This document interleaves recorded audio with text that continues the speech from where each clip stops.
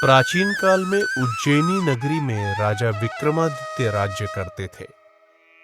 वे बहुत ही पराक्रमी, न्यायप्रिय और बुद्धिमान शासक थे।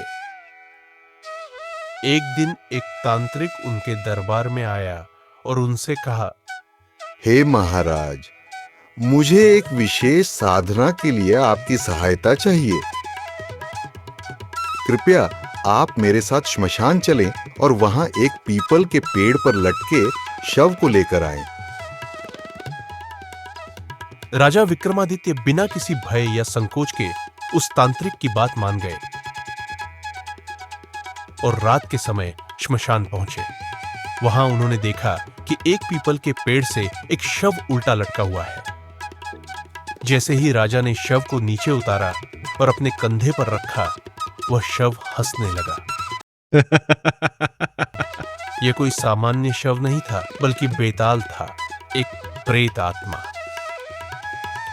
बेताल ने राजा से कहा, हे राजन, यदि तुम मुझे चुपचाप लेकर जाओगे तो मैं चुप रहूंगा, लेकिन यदि तुम रास्ते में बोलोगे तो मैं फिर से उसी पेड़ पर लौट जाऊंगा। साथ ही मैं तुम्हें कहानी सुनाऊंगा और उसके अंत में एक प्रश्न पूछूंगा। यदि तुम उत्तर जानते हुए भी नहीं दोगे तो तुम्हारा मस्तक चूर चूर हो जाएगा। राजा विक्रमादित्य ने यह शर्त मान ली और फिर बेताल ने अपनी पहली कथा सुनाई। पहली कथा, न्याय का प्रश्न। एक नगर में 3 राजकुमार एक ही राजकुमारी से विवाह करना चाहते थे। एक दिन वो राजकुमारी किसी कारणवश मर गई। पहला राजकुमार उसके शव को जलने से बचाकर अपने घर ले आया। दूसरा राजकुमार तपस्या करने लगा ताकि वो उसे फिर से जीवित कर सके।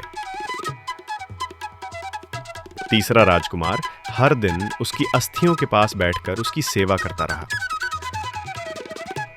कुछ समय बाद दूसरे राजकुमार की तपस्या से देवी प्रसन्न हुई और उन्होंने उसे जीवनदायिनी विद्या प्रदान की।